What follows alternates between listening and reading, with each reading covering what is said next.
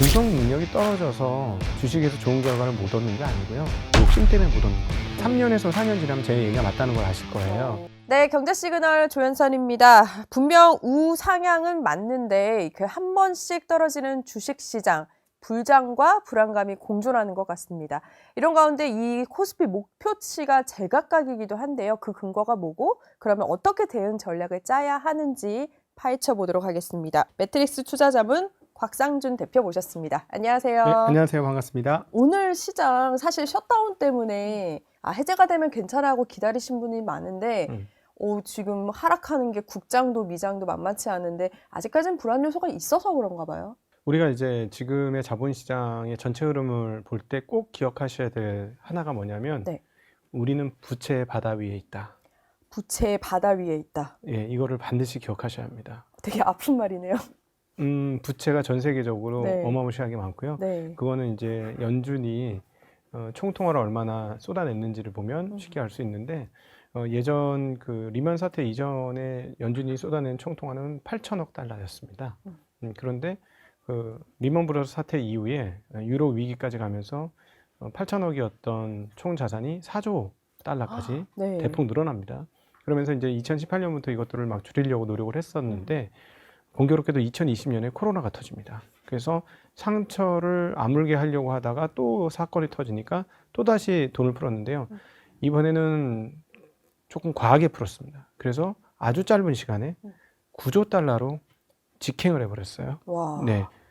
그리고 이제 이것들이 너무 돈이 많았기 때문에 온갖 인플레이션이 발생을 했죠. 그래서 이제 이것들을 조금 안정시키고자 돈을 계속 줄이고 있어요. 소위 말하는 퀀터티 타이트닝 해가지고 양적 긴축을 하고 있는데 이게 이제 6조 대 중반에서 이제 멈추기 시작합니다. 네.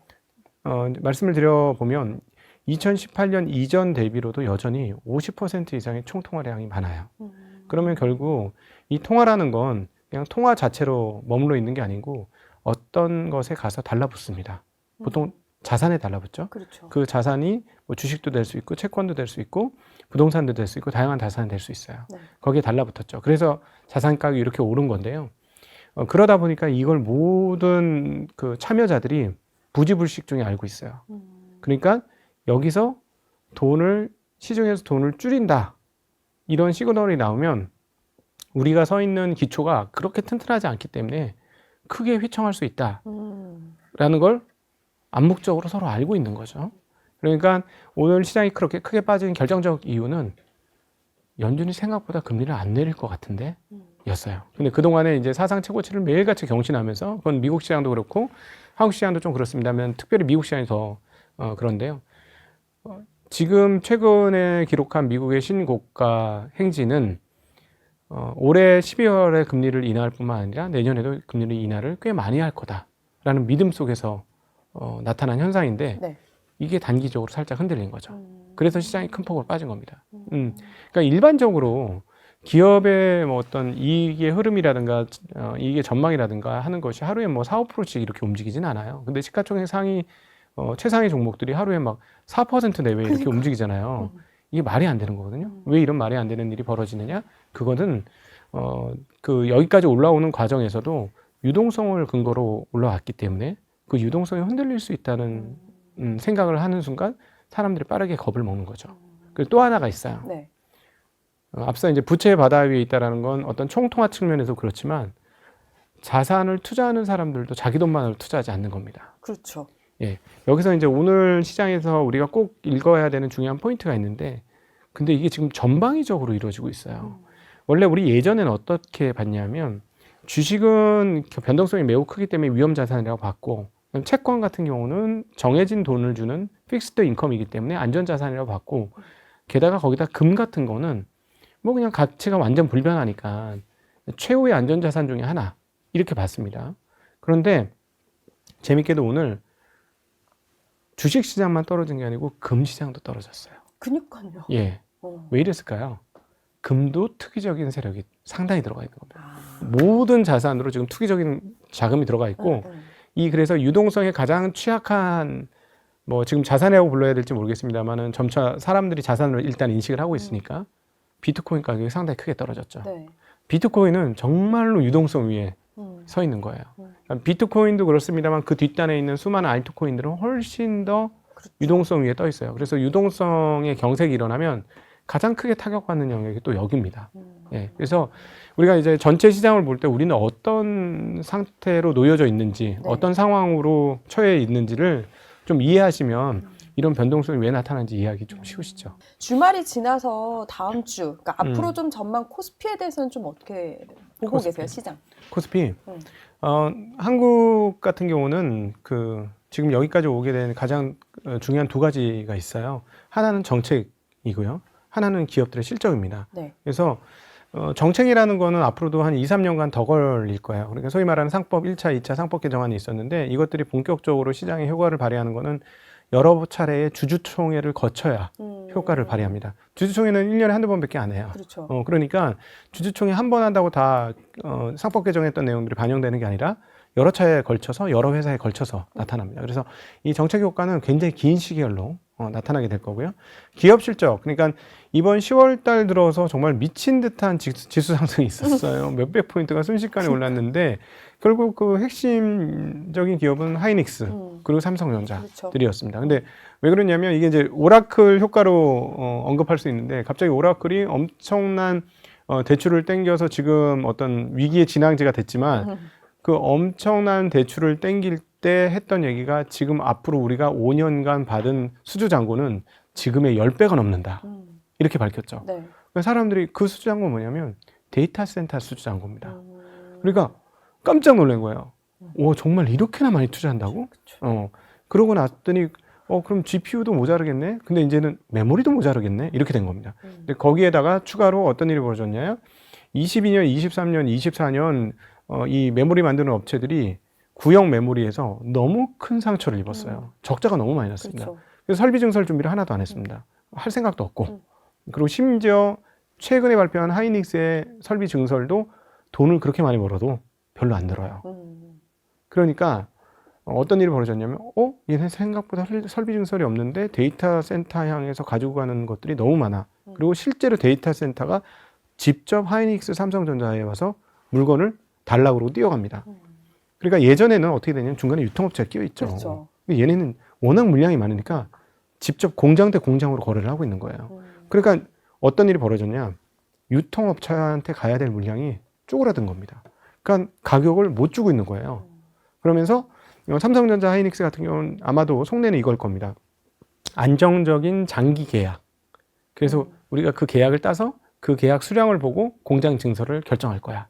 아마 이 보관이 있을 거라고 생각을 하는데 그러다 보니까 10월 달에 분명히 줘야 될 가격 고시를 안 했어요. 그러니까 유통업체들 입장에서는 난리가 난 거죠. 그렇죠. 가격을 안 주네? 얘는 물건이 없나 봐. 그냥 우리 어디하고 지금 거래처에 어디 이만큼 납품해야 되는데 지금 준비가 안 됐잖아. 야, 이거 큰일 나. 가격이 문제가 아니야. 빨리 사와. 이렇게 된 거죠. 그래가지고 저도 처음 봤는데 앞으로도 이런 일 보기 어려울 텐데 그 DDR5 16기가가 한 얼마 전까지만 해도 7달러, 8달러였어요. 몇 개월 전만 해도. 네. 지금 23달러예요. 그니까요. 네.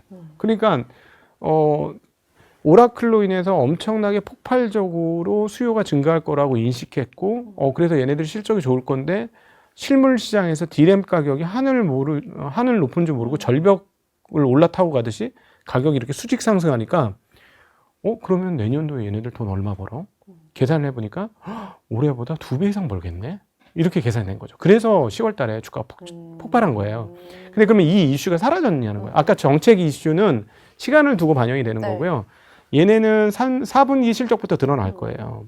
그리고 내년까지 이어질 겁니다. 그래서 이 부분은 없어지는 게 아니고 계속 존재하고 있어요. 네. 그래서 이 부분들이 지금 생각하는 것처럼 계속 이익 증가가 난다면 지수를 버텨주는 힘이 되는데 딱 하나 오늘 빠진 이유 중에 중요한 또 요것과 관련된 포인트 하나가 키옥시아라는 네. 낸드 플래시 만드는 회사가 있어요. 이 회사가 실적을 발표했는데 실적 굉장히 좋게 나왔거든요. 그러니까 전분기 대비 막 마진이 100% 정도 늘었어요.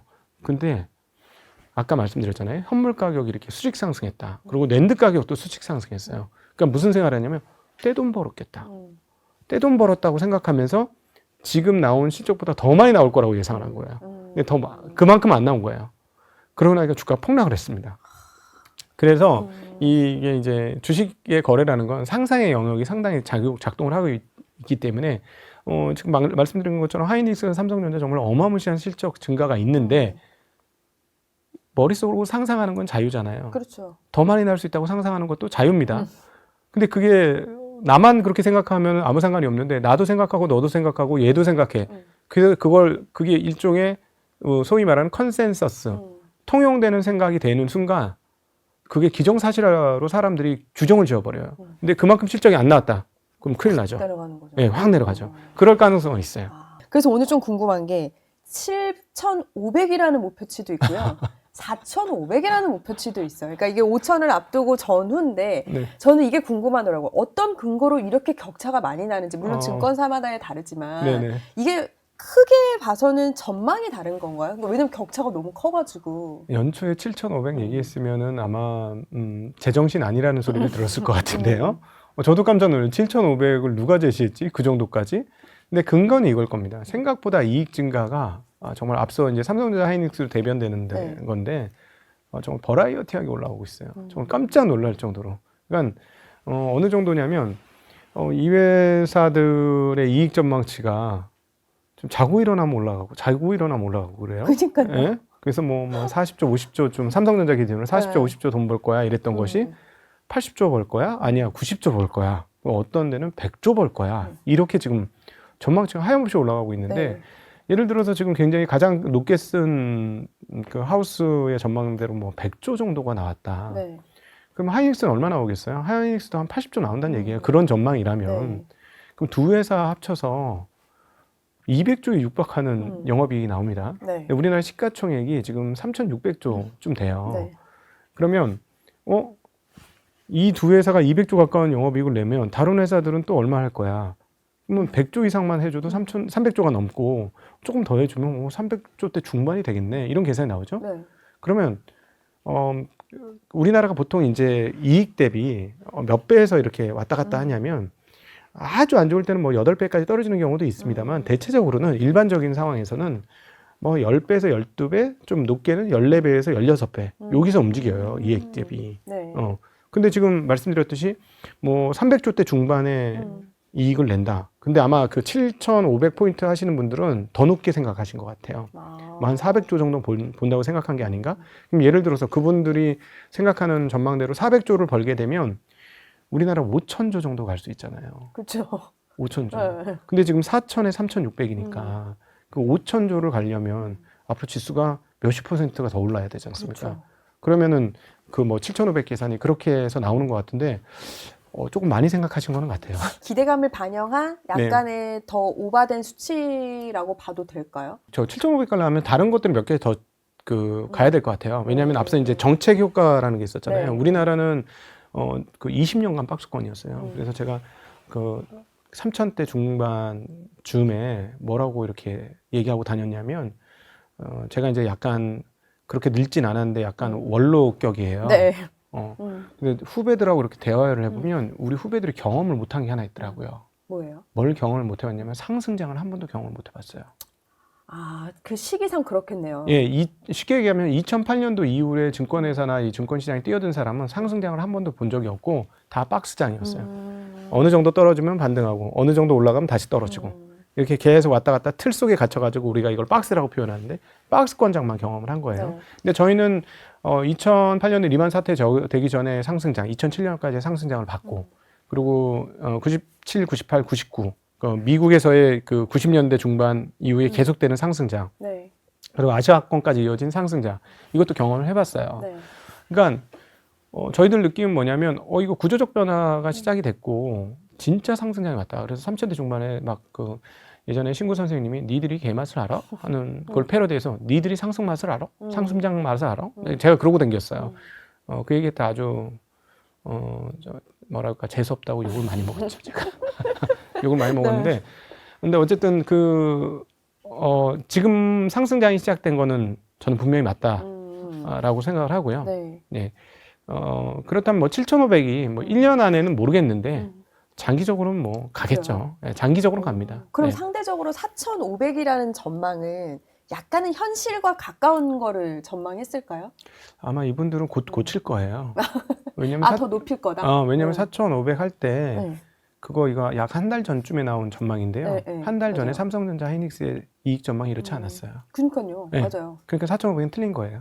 제가 보기에는. 상승장은 맞다라고 해주셨는데, 근데 이제 또 불안 요소 중에 하나가 분명히 지수는 오르고 대형주 중심으로는 오르는데 정작 외국인들을 많이 빼거든요. 하는 요소도 되지만 불안한 요소도 돼요. 외국인이 풀었는데? 뭐 이런 또 불안감이 있잖아요. 이 현상은 어떻게 해석해야 돼요? 정확하게는 8월 24일 이후에 이제 10월 말까지 보면 외국인들이 누적적으로 굉장히 많이 삽니다. 네. 대략 제가 지난번에 계산해보니까 한 30조 정도 샀어요. 그러다 이제 11월 달 오면서 지금 그러니까요. 물건을 쏟아내고 있는데 하루에 뭐 2조 5천억, 뭐 2조 그러니까. 8천억 이렇게 팔고 있는데 이 부분은 그러면 한국 기업이 잘못된 거냐를 네. 보면 뭐 이익 실현할 수 있죠. 많이 올랐으니까. 근데 제가 보기에는 핵심적인 이유는 앞서도 모두에도 말씀드렸지만 모두가 다 레버리지를 쓰고 있어요. 그러니까 미국 쪽에서 마진콜이 너무 빨리 나오고 있습니다. 그러니까 자기네 돈 갚아야 되는 거예요. 돈 갚아야 왜 그러니까 그 2조 5천억, 2조 8천억 팔 때 보면 삼성전자 하이닉스로 집중되거든요, 물량이. 그러니까요. 자, 그러면 개인한테 돌려서 생각해 보세요. 뭐 외국인이라고 특별한 게 하는 거 없고 뭐 다 똑같은 사람이니까. 나 갑자기 돈이 말랐어. 이거 빨리 여기다 돈 메꾸지 않으면 여기 청산당해. 이렇게 되면 어떻게 될까요? 다른 자산 중에서 찾기 쉬운 자산, 수익 난 자산 빼지 않을까요? 그렇겠죠. 대표가 삼성전자 하이닉스입니다. 그래서 거기 집중적으로 물량을 던지면서 던지는 대로 나가잖아요. 네, 맞아요. 예, 받아주는 세력이 있으니까 좋다고 봐서. 어. 그러니까 그걸 팔아가지고 갖다 메꿔야죠. 예, 그게 환율 원화의 약세하고도 저는 연동이 되고 있다고 봅니다. 환율이 괜찮아지면은 투자 시장도 더 괜찮아질 요소가 되는 거죠. 이거는 그 달걀이 먼저냐 닭이 먼저냐인데 외국인들이 파는 게 끝나면 환율 약세 요인 하나가 없어지는 거죠. 그렇죠. 예. 그리고 장기적으로 보면 말씀드렸듯이 삼성전자 하이닉스가 이익이 증가하니까 그건 이제 앞으로 벌어들일 돈이 많은 거잖아요. 네. 그렇게 된다면 오히려 지금처럼 계속 약세가 될 거라는 전망이 맞진 않죠. 그렇게 되면. 예. 대표님은 그러면 코스피 목표치 어느 정도 선까지는 갈 수 있다고 보세요? 저희는 실전 투자자들은 뭐 그거는 그렇게 신경 많이는 안 쓰고요. 그냥 좋아질 것 같다. 우상향은 확실히 보시는 거죠? 네. 왜냐하면은 이렇게 4,000포인트 왔는데도 한국에 여전히 싼 주식들이 굉장히 많습니다. 그러게요. 예, 아직 많아요. 근데 이제 여러분 조금 조심하셔야 될 게 오른 주식들 너무 많이 오른 게 있어요. 이렇게 그 분석을 해보면 이건 좀 과한데? 네. 그러니까 예전에 절대 이 가격에 올 수 없었던 업종들이 그 가격에 온 것들이 좀 있어요. 예를 들면 뭐가 있어요? 말씀하기 싫으세요? 아니 말하기는 편하지 말할 수는 있지만 욕 먹을 텐데. 그래도 궁금하실 것 같은데. 왜냐면 그게 또 투자의 정보가 될 수도 있는 거 아니에요? 저기 에너지 관련 거를 만드는 D 무슨 회사가 있어요. 네. 제가 이제 이렇게 분석을 좀 해봤더니 이 회사가 지금 시가총액이 거의 뭐 현대자동차를 능가합니다. 네. 굉장히 많이 올랐는데 이 회사가 1년에 만들 수 있는 제품 수는 한정돼 있어요. 예. 물론 이제 그 업황이 네. 만드는 쪽쪽 팔 수 있는 건 맞아요. 근데 이 회사가 1년에 3천억짜리 한 10개 만들거든요. 네. 그러면은 3조인데 그 100% 마진을 받아봐야 100% 마진을 받을 수도 없지만 그래봐야 3조인데 뭐 다른 것도 해도 뭐 제가 보기에는 그 정도는 아닌데 주가는 벌써 50조가 넘었단 말이죠. 그런 거 좀 체크할 필요가 있겠네요. 네, 그래서 조금 생각보다 많이 올라간 주식들이 있어요. 그래서 지금 한국은 여전히 저렴한 주식들이 꽤 많지만 의외로 굉장히 많이 올라간 주식들이 섞여 있다. 그래서 그거는 좀 잘 이렇게 가려서 보셨으면 좋겠고, 그러면은 그럼 코스닥이냐라고 물어보신다면 아니라고 말씀드리고 싶어요. 왜냐하면 코스닥 주식이 비쌉니다. 네. 우리나라는 대형주 중에 싼 게 더 많아요. 그 수치상으로 또 그런 것 같긴 해요. 네, 그럼요. 아니 지금 앞서 말씀드렸지만 삼성전자가 지금 이제 600조인데 만약에 지금 몇몇 그 분석가들이 분석하는 것처럼 내년도 기준으로 90조를 번다면 600조가 비싼가요? 그렇죠. 안 비싸요. 네, 삼성전자 비싼 건 아닙니다. 그렇다고 여기서 삼성전자를 사라는 얘기는 아니에요. 저는 이제부터는 삼성전자 하기는 조금 부담스럽긴 해요. 만약에 여기서 뭐 8만 원대 중반 이하로 떨어진다면 모르겠어. 그때 뭐 다시 살 수도 있겠지만 잘 모르겠고 사는 거는. 그럼에도 불구하고 비싸진 않다. 그래서 따져보면 한국의 대형 기업들 중에 최근에 극단적으로 급하게 올라와서 비싸진 대형주들이 있지만 일반적으로 보면 한국은 대형주들이 더 싸다. 결국에는 이제 지금 어쨌든 시장을 주도하는 거는 반도체 AI 관련이잖아요. 뭐 삼성, 하이닉스인데 결국에는 그럼 내년까지는 좀 가지고 가야 되는 거는 반도체 섹터별로는 네. 반도체는 그러니까 놓지 않고 갖고 계시다면 네. 새로 들어가기는 사실 좀 부담스럽게 많이 올랐잖아요. 이런 포트폴리오를 좀 어떻게 짜야 되는지 되게 많이 궁금해하세요. 지금 시장에서는. 네네네. 저는 그 삼성전자와 하이닉스는 느긋하게 수익 실현하시면 된다. 쭉. 네, 느긋하게 수익 실현하시면 된다는 거고, 가격이 하루 오르고 하루 빠진다고 뭐 크게 그렇게 너무 마음 흔들리지 마시고, 일단 내년도 연말까지의 실적은 확정됐다. 좋을 것으로. 그럼 다른 섹터들은 또 어떻게 좀 해야 돼요? 여러 가지 갖고 계시잖아요. 조선업도 한동안 좋았고 하니까. 제가 이제 말씀드리기가 좀 말씀드리려다 못했던 게 조선업 너무 좋거든요. 네. 근데 주가는 역사상 최고 좋아요. 업황은 좋은데 주가는 역사상 최고 좋아요. 역사상. 네. 방산도 너무 좋아요. 네. 전망 너무 좋은데 주가는 역사상 최고 좋아요. 물론 방산의 시황도 전망도 역사상 최고 좋기는 해요. 근데 이 가격이 제가 보기에는 이제는 저렴하다고 말할 수 없어요. 조선도 저렴하다고 볼 수 없고, 네, 방산도 그렇고 일부 전력 관련도 일부 그렇습니다. 다 저렴하다고 할 수 없어요. 예, 제 입장에서는 그렇습니다. 저의 특성을 말씀드리면 저희는 철저하게 좀 저평가된 주식 중에서 결국 시장에 재평가 받을 수 있는 걸 중심으로 투자를 하다 보니까 저희들 눈에는 그렇게 보입니다. 예, 그래서 일부 좀 조심해라. 저희는 미국 주식도 조심하라고 말씀드려요. 네. 가격이 너무 높으니 좀 조심해라. 물론 미국 기업들 좋은지는 안다. 거버넌스도 너무 훌륭하고, 그다음 주주 환원도 너무 훌륭하고 다 좋은데 그렇다고 저렴하냐? 저렴하진 않다. 예, 항상 사고는 고가 영역에서 나는 거거든요. 지금 이제 불장이니까 나 주식 시작할래 하는 분들 정말 많거든요. 네. 관심이 없다가 그런 분들은 좀 접근을 어떻게 해야 해요? 네, 저희 제가 이 얘기를 드려도 뭐 이 얘기를 드리면 채널이 금방 꺼질 것 같은데, 근데 이건 한 3년에서 4년 지나면 제 얘기가 맞다는 걸 아실 거예요. 개인들은 분석 능력이 떨어진다고 나 못해 이러지 말고요. 분석 능력이 떨어져서 주식에서 좋은 결과를 못 얻는 게 아니고요. 욕심 때문에 못 얻는 겁니다. 예. 주식에서 돈 못 버는 핵심 이유는 욕심 때문이에요. 짧은 시간에 많이 벌고 싶기 때문에. 네. 느긋해지셨으면 좋겠고요. 그래서 느긋하게 돈 벌 수 있는 정해진 영역이 있어요. 배당 많이 주는 주식. 배당. 네. 이것들을 가지고 계시면 네. 뭐 별로 스트레스도 안 받으시면서 네. 한 2년, 3년 지나면 왜 그 매트릭스의 각 대표가 왜 저렇게 얘기했는지 이해하실 겁니다. 그러면 마음에 새기면서 다시 한번 또 모시도록 하겠습니다. 오늘 시간이 너무 짧은데 다시 한번 또 워낙 불장이니까 자주 뵐 수 있도록 하겠습니다. 네. 지금까지 곽상준 대표였습니다. 감사합니다. 네, 고맙습니다. 저희 경제시그널 영상 많이 봐주시고요. 좋아요, 구독, 알림 설정 부탁드립니다.